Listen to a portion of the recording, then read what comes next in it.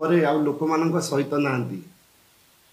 ରଙ୍ଗ ମାରିବାରେ ବ୍ୟସ୍ତ, ନା ଚେଞ୍ଜ କରିବାରେ ବ୍ୟସ୍ତ। ମାସ ଭିତରେ ଜନସାଧାରଣଙ୍କର ବିଶ୍ୱାସ ଏବଂ ଭରସା ବିଜେପିର ମୋହନ ମାଝୀଙ୍କର ଥିଲା, କିନ୍ତୁ ତାକୁ କେବେ ସୁଦ୍ଧା ବର୍ତ୍ତମାନ ମୋହନ ମାଝୀଙ୍କର ସରକାର କାର୍ଯ୍ୟକାରୀ କରିବେ ଏବଂ ଲୋକମାନଙ୍କ ପାଖରେ ରହିବେ।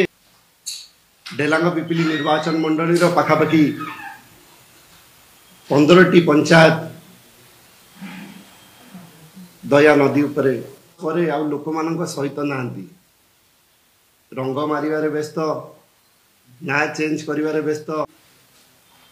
ସମାଧାନ କରିବାର ଲକ୍ଷ୍ୟ ରଖିଥାନ୍ତେ ମୋହନ ମାଝୀଙ୍କର ସରକାର, ନିଶ୍ଚିତ ସଫଳତା ପାଇଥାନ୍ତେ। ସବୁ ଡ୍ରେନ୍ ପାଣି, ବିଶେଷ କରି ଭୁବନେଶ୍ୱର जो पानी निष्कासन करा जाउची, ड्रेनेज पानी जो निष्कासन करा जाउची, ताकू कोठी ना कोठी आपण देखिबे आधा घंटा भितर पुरी रु पिपिली आसिकी पहुंची जाउचंती, किंतु जेतबेले लोक एते असुविधार सम्मुखीन होउचंती ता पई तांकर समय नाही।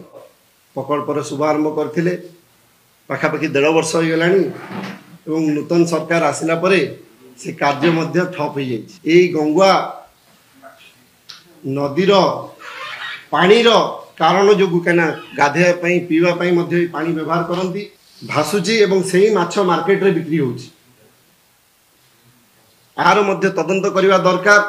विशेष करी मो निर्वाचन मंडली रे पई गोटे टीम गठन करंतु एवं ट्रीटमेंट स्वेज ट्रीटमेंट प्लांट ताहा आम सरकार बेले